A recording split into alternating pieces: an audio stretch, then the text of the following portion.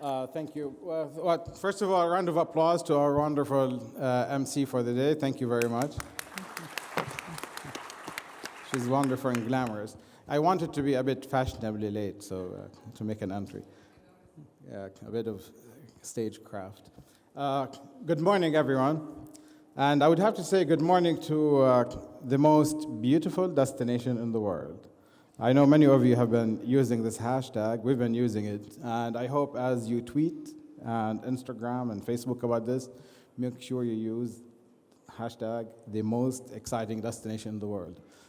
And for many of you in Bosnia-Herzegovina, you already know why. But how many are from outside of Bosnia-Herzegovina? How many foreign guests do we have? All right, excellent. So Dino, the organizer of Sarajevo Business Forum and from BBI, tells me that there are about 50 countries being represented here, which is wonderful. And I know some people are next door for the first Sarajevo Halal Forum, and they will be joining us, trickling in. Later, they're doing the opening as we speak. But for those of you coming from outside and wondering, why do we call it the most beautiful destination in the world? The answer is, let's show the video.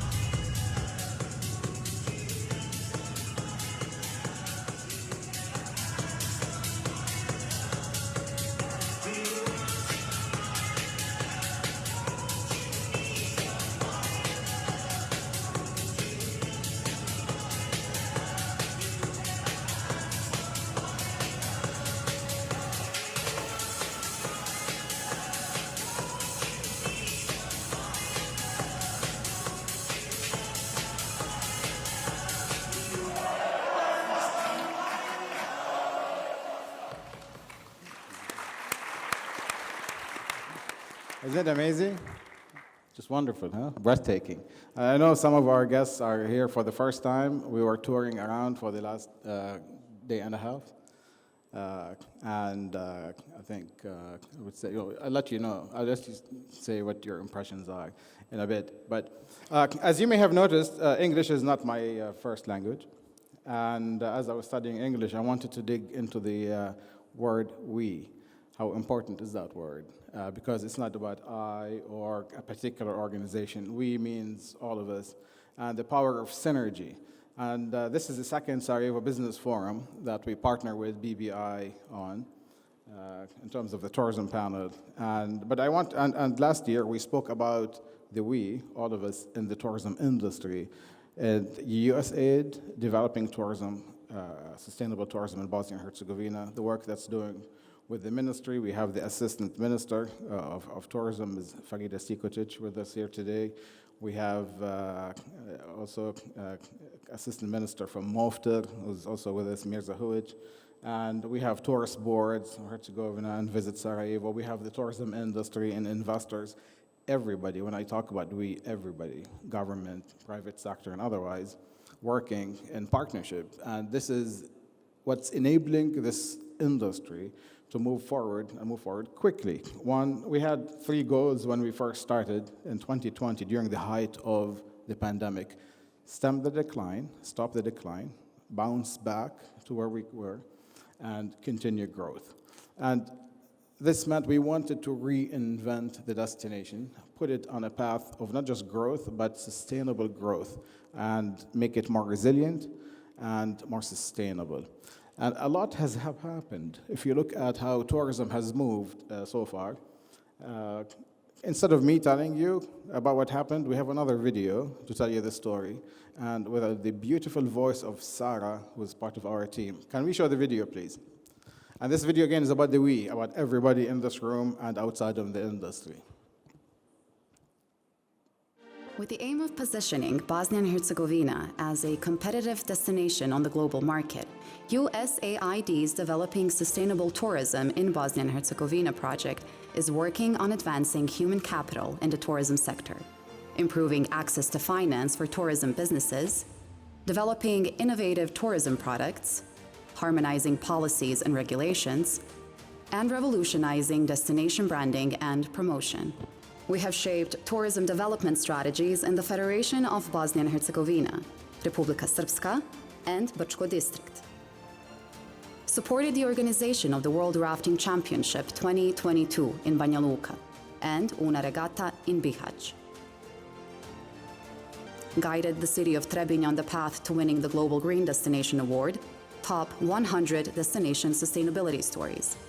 We also helped the cities of Mostar and Trebinje win major recognitions at the prestigious Wanderlust Travel Awards in London, with Mostar voted as one of the top 10 most desirable cities in Europe, and Trebinje Tourism Board being included among the top 10 sustainability initiatives. Facilitated the first ever promotional campaign of destinations in Bosnia and Herzegovina on TripAdvisor, launched by USAID Administrator Samantha Power, resulting in more than 16 million impressions. Launched the online finance directory and initiated cooperation with local banks and leasing companies to enable better access to finance for tourism enterprises. Supported Bosnia and Herzegovina airports in their efforts to expand air routes from key source markets and attract new carriers such as Ryanair and LOT Airlines. Launched the Most Beautiful Villages of Bosnia and Herzegovina initiative and selected the first 14 villages. Presented Bosnia and Herzegovina in top international travel fairs such as World Travel Market London, A World for Travel in France, and ITB Asia. Supported the local trade in growing and expanding their international sales agent network through roadshows in Turkey, Saudi Arabia, and the United Arab Emirates. Increased protected land area by more than 5,000 hectares and enhanced visitor management and community engagement in national parks. Assisted the Faculty of Economy Pale in becoming the first academic institution to gain the prestigious UNWTO TETWAL certificate in Bosnia and Herzegovina. Developed a new curriculum for hospitality education adopted by 2 secondary schools. Launched Bosnia and Herzegovina's first ever online travel agents academy to educate hundreds of international travel agents on the country's tourism potential, and won second most popular destination award. Helped 15 Bosnian Herzegovinian traditional products, processes, and businesses in achieving protected status or brand certification. Presented the best of Bosnia and Herzegovina to the top international tour operators and media powerhouses through fam trips with the likes of Intrepid, the Travel Corporation, National Geographic, and CNN Travel. Organized a tourism panel with global movers and shakers at the Sarajevo Business Forum. Offered new learning content on Turizam Academy, resulting in over 3,000 courses completed by more than 2,000 industry members. As you see, this is...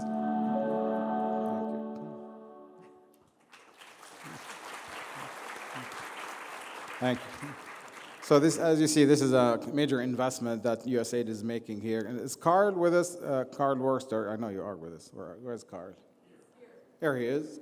Carl is the director of the Economic Growth Office of USAID, and just have to recognize, of course, the massive investment that USAID is making in driving the tourism sector. And thank also Erol Mijanovic, who is also managing this program from the embassy side. And I would have to give special recognition to my colleague Fedja Begovic, who is running the program now as chief of party, so I don't have to worry about all the headaches. But Fedja is a great leader. He's been around the USAID and other donor circles for a long time, and he's just an absolutely wonderful leader and effective manager. So thank you, Fedja, for driving all of this forward. Going back to this wonderful video that's just breathtaking, the first one, the 1 minute one, uh, you saw how wonderful the destination is. You had to experience it yesterday. And those that come here fall in love. But at the same time, we see ourselves as Bosnia and Herzegovina, ranked in about the range of 100 on the global brand rank, compared to other destinations that are not necessarily more attractive. If you look at Slovenia, which is absolutely wonderful, but Bosnia and Herzegovina is at least as beautiful, maybe more. Slovenia is about 27 ranked worldwide, and Croatia in the 60s. It is so unfair where we are right now, but the fact is, perception is reality. It's not what we think of ourselves, it's what the market thinks. And how can we take back the narrative? What does the industry need to do, Daniela? You've been around for a long time. First of all, in the interest of time, I will not introduce the bio of each person, but I can tell you Daniela has been around for several decades, although she looks much younger in the international tourism circuit, including working in the areas of communication and branding and marketing and positioning and so forth. So how can we take back the narrative, and how can we own the message? What do we do? Well, thank you very much, Ibrahim. Good morning, ladies and gentlemen. It's great to see so many of you here today, and congratulations to you and your team for the amazing work that you've already achieved in this country. As Ibrahim said, some of us on this panel were very fortunate to have spent 2 days traveling around, and I have to say I've been incredibly impressed by the beauty of your country. And so you have these amazing natural assets that are already there in full. We went to see the city of Mostar. We saw some of the history of Sarajevo. We ate some of the most delicious food. So that's another thing that is definitely in your favor. And I think, I work for a big media group in London. We do a lot of B2B events. So we work with the travel trade, including some of the tour operators that Ibrahim mentioned. And the beauty of working with the travel trade as a media group is that you've got access to the decision makers who are selling travel every day. So I think that's when you're looking at how to develop, do you work with the trade, do you work directly on a B2C? Both of those are very important assets, but they both serve very different purposes. And we actually just recently ran an event in London as Jacobs Media Group called New Deal Europe, in partnership with two gentlemen who've basically created a kind of workshop, roadshow, and exhibition for the whole region, and have brought all of the countries from this region together and connected them with the travel trade. And last year we worked with USAID, bringing a number of partners from here to London for that event. So there's lots of different answers to Ibrahim's question, but I think really it's about storytelling. During COVID, the world shut down, as we all know, and many people suffered during that time. And I think at that point, we asked ourselves the question, will travel ever come back? I was really happy to see last week when WTTC, the World Travel and Tourism Council, published its annual figures, that by the end of this year we'll be at 95% of where we were in 2019, which was the biggest year ever for travel and tourism. So that's a really good indicator. But I think what's happened is that during COVID, consumer behavior also changed. People really wanted to travel, and the demand we see now really reflects that. But on the other hand, I think people are looking, already before COVID, they were looking for a different way to travel, looking for more authentic experiences, a different way of defining luxury.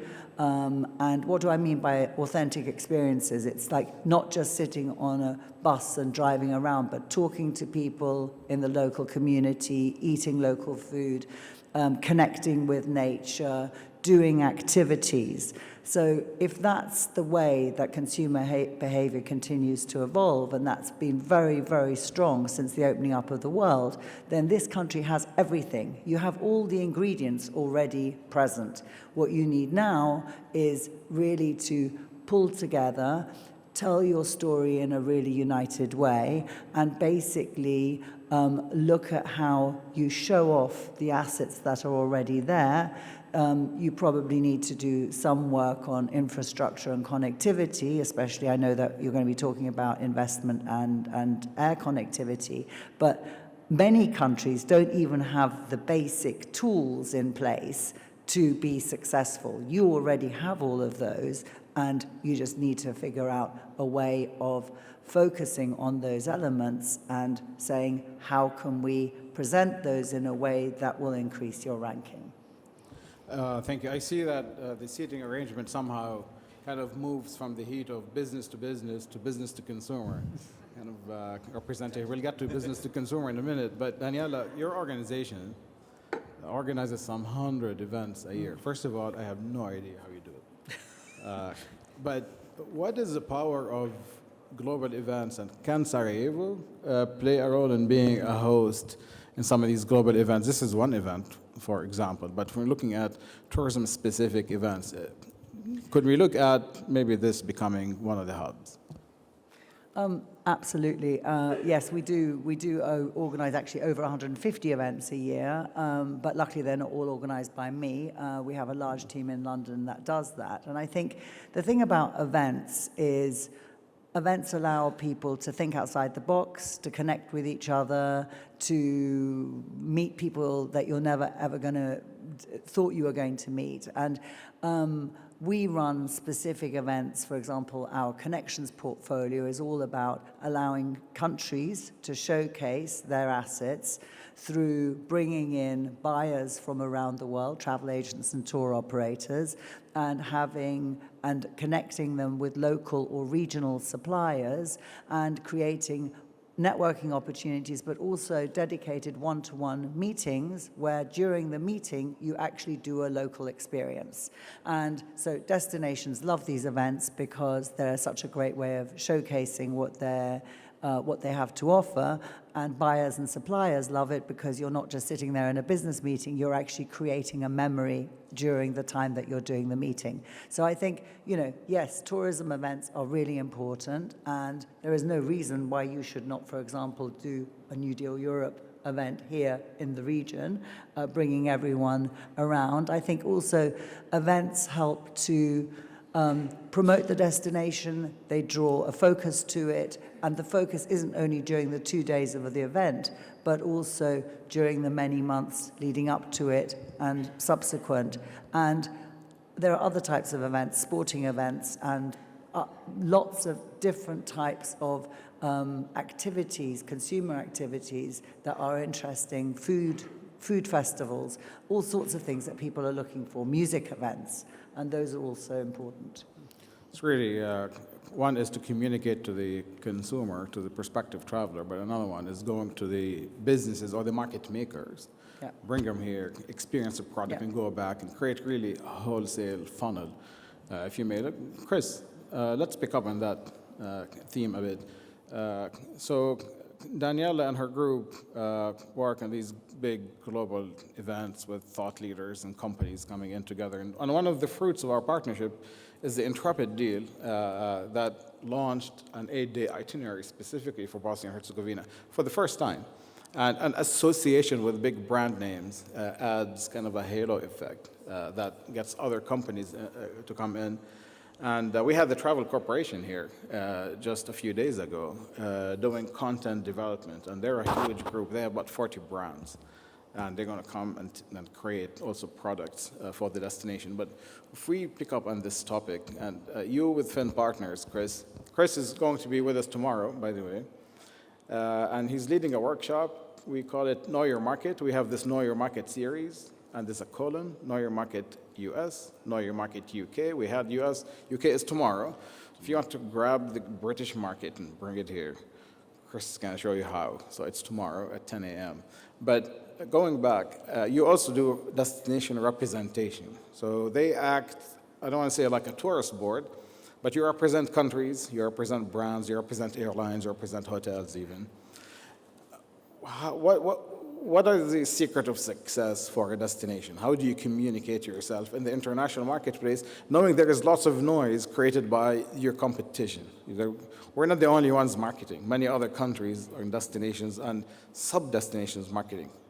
What's the key to success? Well, good morning, everyone. Hope you can hear me okay. I think the secret to success is pulling everything together. You've got to work together, and you've got to have a sort of united front. We represent various destinations, and we've had successes with them, but in fact, some of the destinations which I think have had the most success, we've had nothing to do with. You mentioned Slovenia earlier on. I think Slovenia is a great example of somewhere where they've managed to pull themselves together, get completely united, and then do a complete 360 on their marketing. So they're covering every single angle. They've got the trade covered, they've got consumer marketing covered, they're cross-platform, they're digital. 15 years ago, I think they came up with the I Feel Slovenia tagline, and they've just built on that, and they've built and they've built and they've built. And you know, if you're certainly in the UK, you're getting touched by that in so many different places. We're reading about it in National Geographic, where the journalists from the PR perspective are being picked up in the main press. The trade is being educated.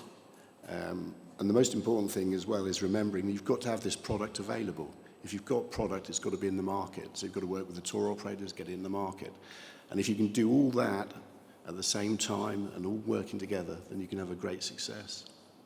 Is destination promotion mostly a job of a tourist board, or do the companies have a role as well to play, you think, effectively as well in promoting the country? I think they certainly have a role, but I think the important thing is you need something at the top.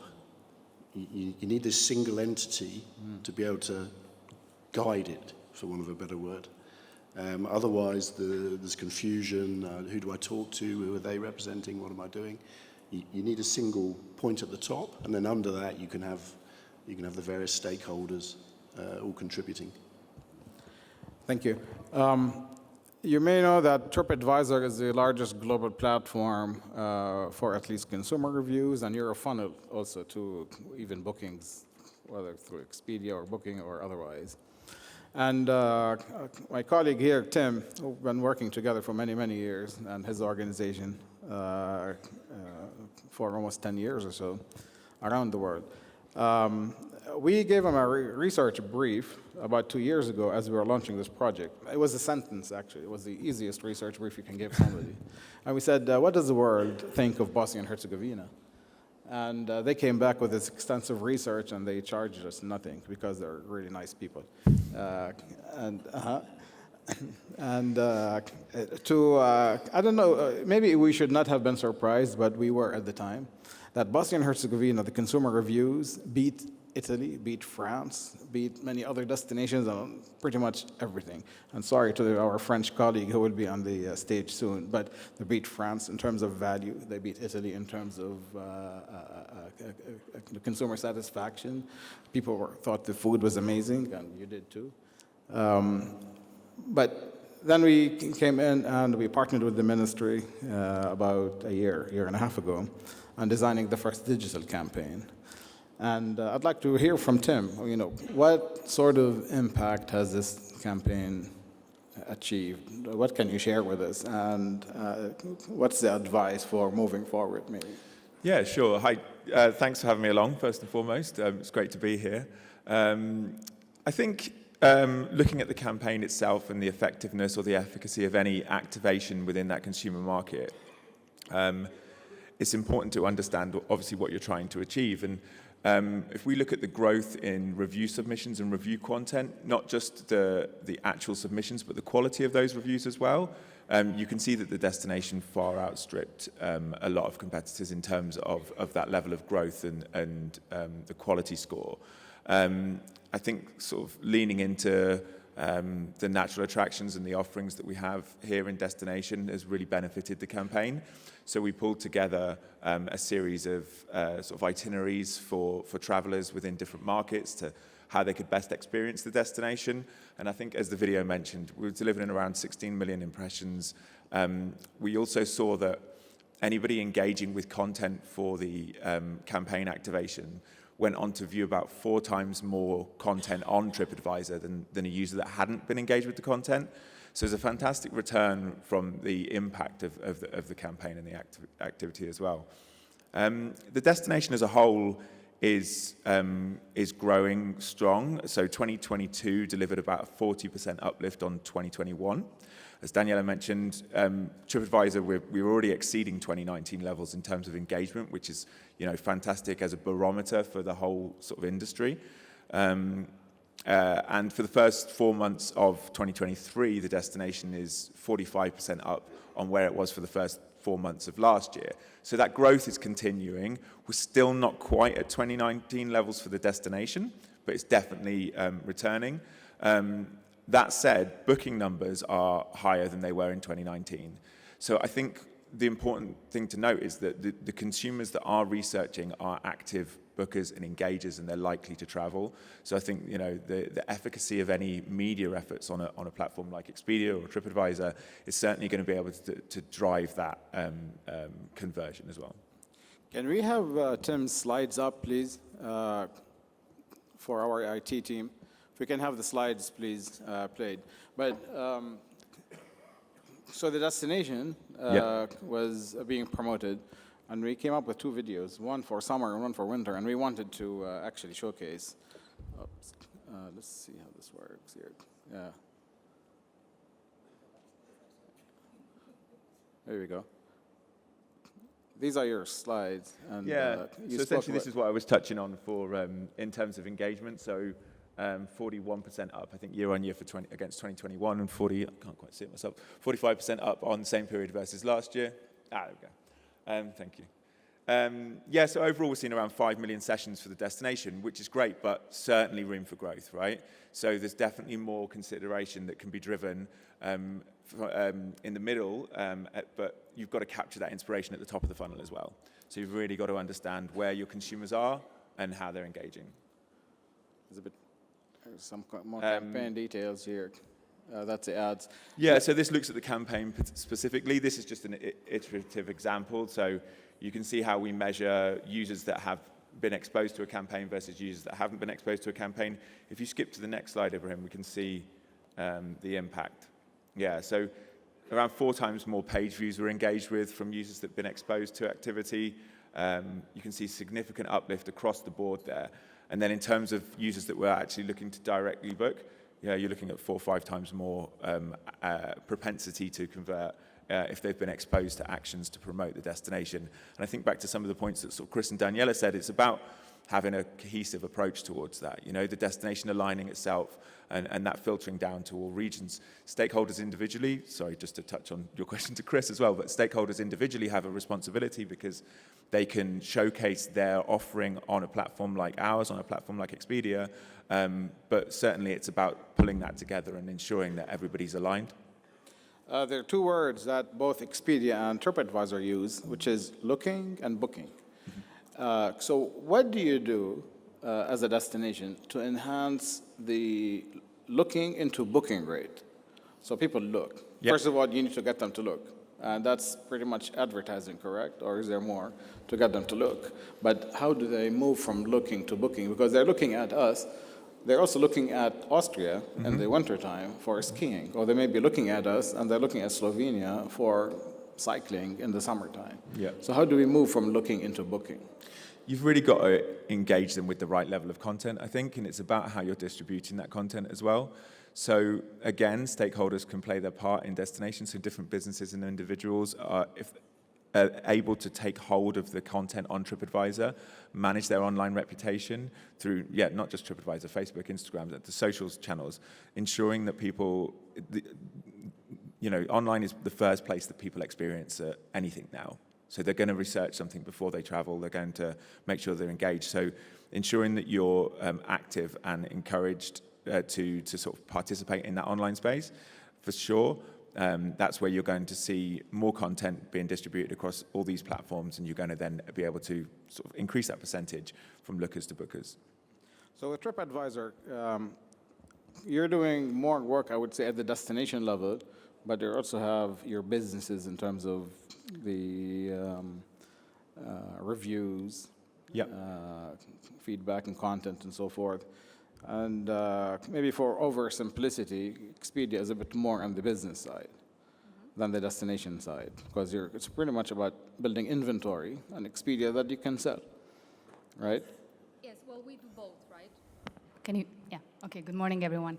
I would say we do both. We source inventory directly, so it's very important that we are also able to provide the good quality inventory to the consumer. We work very closely with our providers from destinations, but also hotels, to educate them and engage with them on how they get their review scores, what are travelers today looking for, what should they emphasize in their story, and therefore, so really help them to enhance the right travelers at the right time. I put up your QR code, and everybody's welcome to take this QR code and download it. Laura brought us some very valuable insights. Yes. Now, speaking of insights, because you have a whole body of work called Insights at Expedia, what can you tell us about where the world is headed? Have things changed? And we know they have. Yes. Maybe I'll phrase the question differently. How have things changed post-COVID? How can we as a destination take advantage of these new trends? How can we ride the wave? Well, we have seen that absence has created appetite for travel even stronger, and our surveys show that almost half, 46% of travelers are willing to travel and make time for traveling and are saving money to travel, and they say that travel is more important for them now than it was pre-pandemic. Over 43% of them are backing up this claim by upping their budgets for travel this year. We also see that half of travelers have already booked or are likely to book an international trip in the next 12 months. So we do see that appetite for travel, it's out there. We also see that travelers are looking for providers that are more aligned to their personal values. We do see that over 70% of our travelers are looking for options and providers that are supporting every traveler out there, so are welcoming also travelers from different backgrounds and abilities. We also see that 90% of travelers are looking for more sustainable and eco-friendly options. So this is definitely aspects from nature, outdoor, connecting, authentic experiences are definitely something today's travelers are looking for. And we do see a great potential here in Bosnia and Herzegovina because you have a lot of authentic, you have a lot of nature. And this is something that with destinations developing and growing into luxury segments, into resorts, you see some destinations may be in a different path. So there is no so much of this authentic local community. And that's something where you really can capitalize on and enhance that to these right travelers. So I'm known to break the rules, and so I will confess in public. And there was no rule that I will ask the audience to ask you questions. And we didn't provide people microphones. But if you have a question, I'm happy to repeat it on microphone and make it available. So if anybody has a question, raise your hand, and we can take it from you. But let's go back to you. We do have a microphone, Ibrahim. Oh, we have a microphone. Fantastic. Yeah. Thank you. Excellent. So anybody has a question, please let us know. Going back to, a destination is almost like a supermarket. You go in and you have products to buy. Yes. And if we don't have enough of them for people to buy, meaning online, then we miss out. Yeah, we have a wonderful nature and assets and otherwise. But how do we take more? What have you seen? I know you looked at Bosnia and Herzegovina. How do you assess the availability of the product online? Is it enough? Or more can be done, and how or where?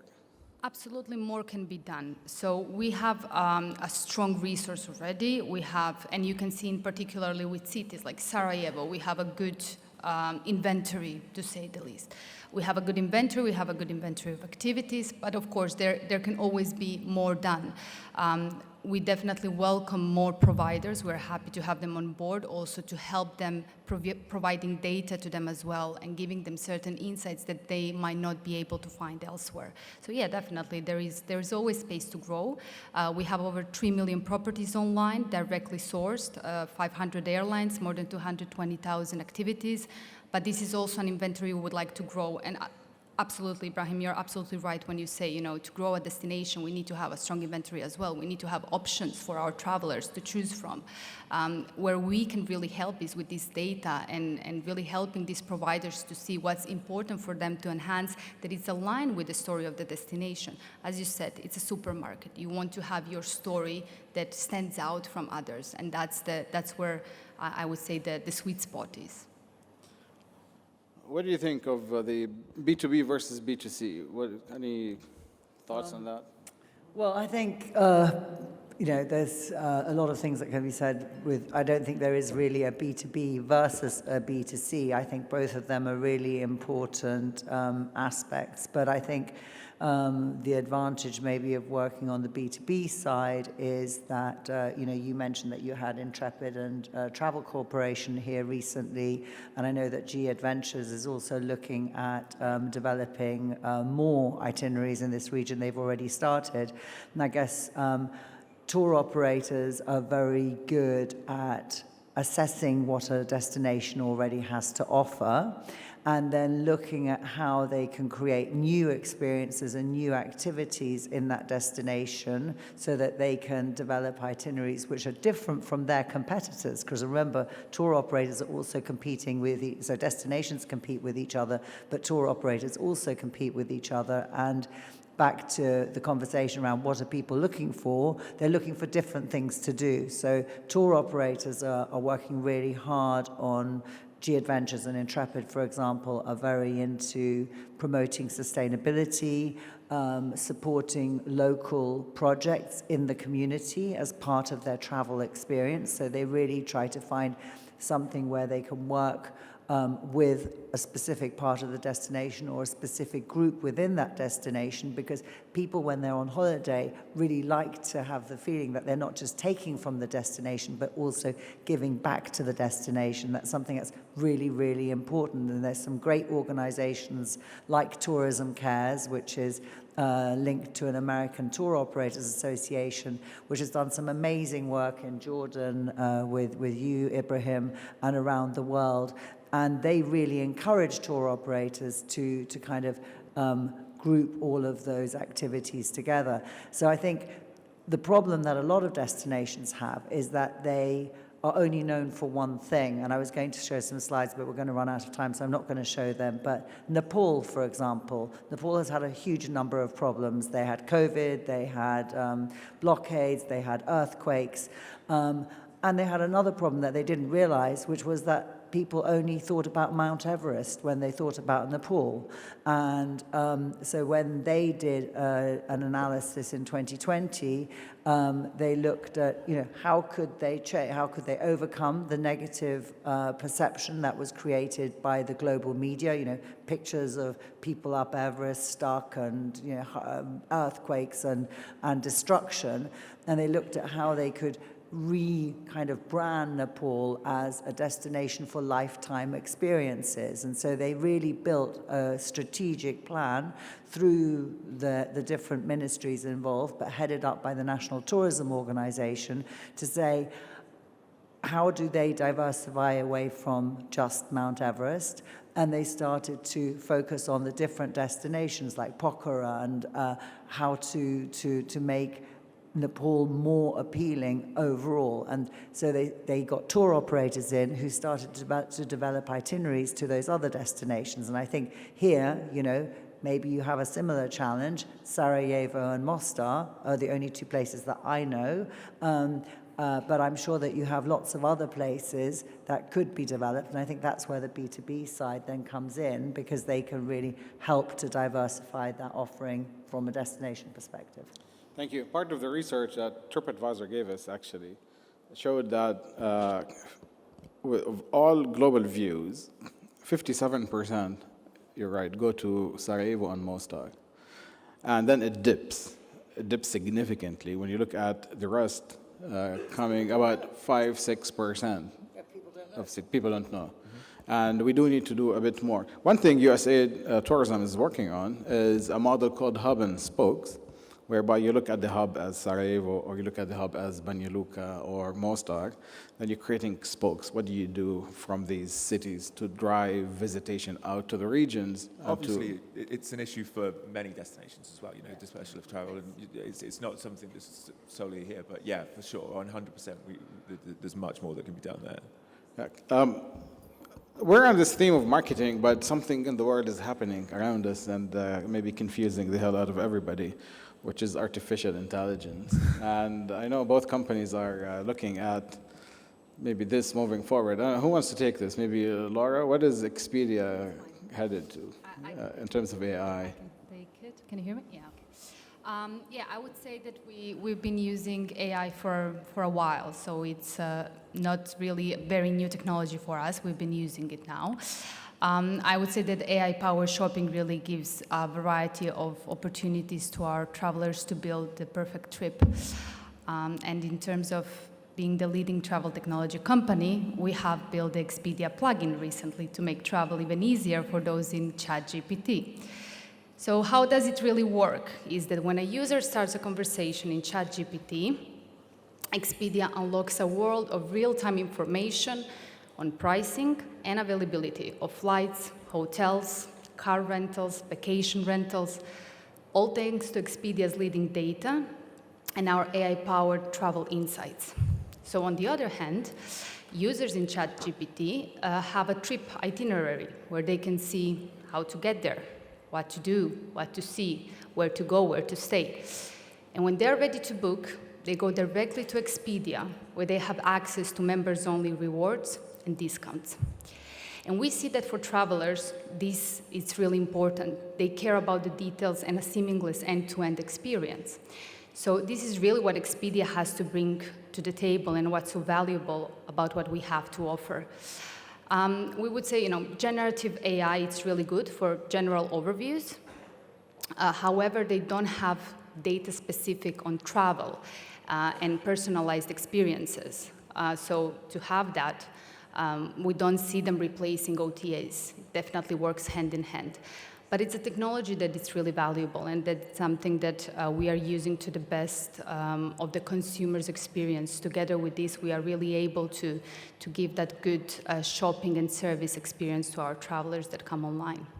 Do we have enough information to kind of predict if companies like the hotels, tour operators, how they can use AI, or is it too early?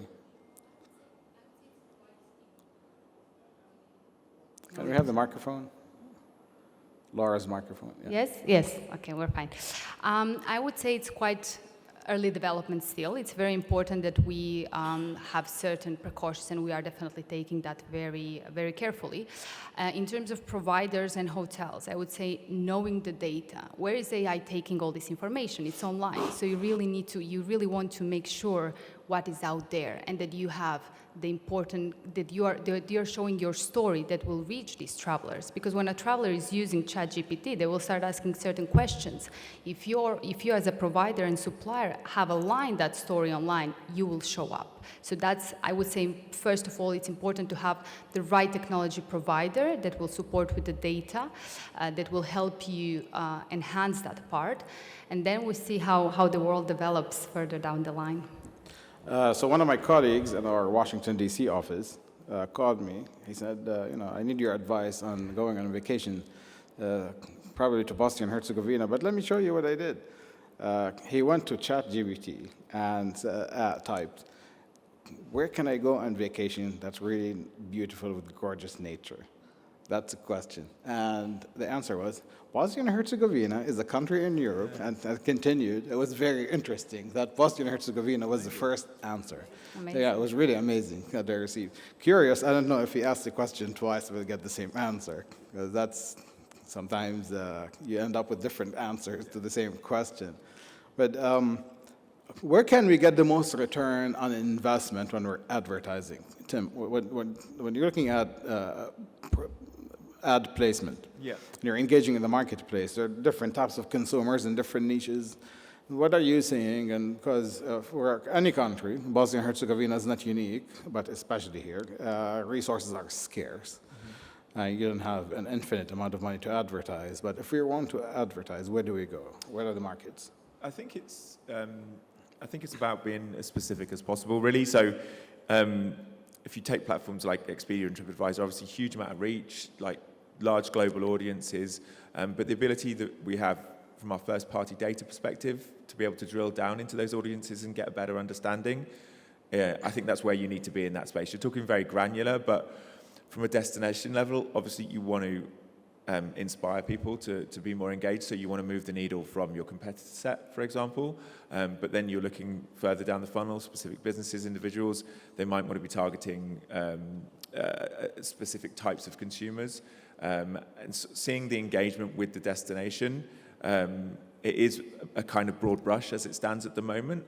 I think if we're thinking about the future, obviously you've got sort of Gen Z, millennials that are engaging now, but there's the potential to push that through further as well as we move along. So we recently ran our economic portrait of the traveller. So a study that we published earlier this year, kind of looking at the economic climate at the moment and how travellers are considering spending. The good news is people are really prioritising travel within that space, but to one of Daniela's points earlier, specific cultural experiences ranking really high. So if you can define that audience on the platform and capture their imagination through your different placements, then I'd say that's kind of the place to be and the place to go. Wonderful. Of the question. And I can tell you, we had dinner yesterday with the new Minister of Tourism and in the Federation. And it was such an inspirational meeting. She spoke about destination resilience. She spoke about destination sustainability. She spoke about proper planning. She spoke about environmental management and proper permitting. She said all the right things, and she's only been in office for 10 days. And my understanding even, that we heard from her, is that she already sent the Federation strategy to Parliament for consideration for adoption, which will be historic. It will be the very first strategy adopted by the Federation, a tourism strategy. And congratulations to you, also Assistant Minister, because you went around the country holding 110 meetings with different focus groups and otherwise. So this was really participatory. So we're looking at, I don't know what governments did in the past, and the last thing I know to talk about is politics, but since we're talking about tourism, we're seeing an understanding by those in decision-making of the power of tourism to fuel economic growth. And this was actually the theme of last year, Sarajevo Business Forum, the power of tourism to fuel economic growth. And we're seeing this. Now, speaking of Berlin, yes, you're right. Many times in the past, there were different, not just Berlin and other places, the country was presented in different ways. But in Berlin, Bosnia and Herzegovina was there. And under the Bosnia and Herzegovina umbrella, you had all components of the country, from all the regions of the country, as one team. And it was really beautiful. You saw everybody from Republika Srpska, Herzegovina, Sarajevo, Tuzla, everywhere were there. And we ended up with the most vibrant stand in all of ITB. And this is according, not to us, according to participants. And you all were there, and you came, and you participated, and you ate the smoked beef from Visoko, and it was really nice. So I think we're seeing a really different type of outlook for tourism. We're seeing a great deal of momentum for tourism, and Nadine was there, and you saw the kids dancing as well, and he was promoting, and I hope it was good business for everybody.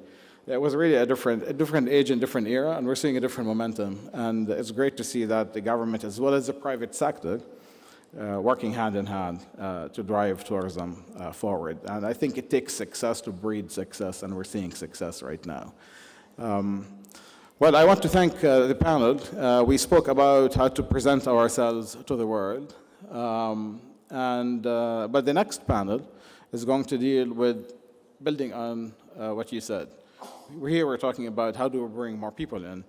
Next, we're going to talk about when we bring people in, how can we capitalize on more arrivals to fuel investment. So now for the most important part of the day, let's take a photo. Okay. Thank you. Please join me in thanking our experts. For the participants. I will just say that everybody will be here, our speakers will be here. After lunch, we have a special room. Where is the room, do we know? There's a room somewhere where our speakers will be here to meet all of you. You're welcome to this reception that USAID is hosting with all of the speakers from both panels, so you can have a one-on-one discussion with them, and you can pose your questions and thoughts and so forth. So please.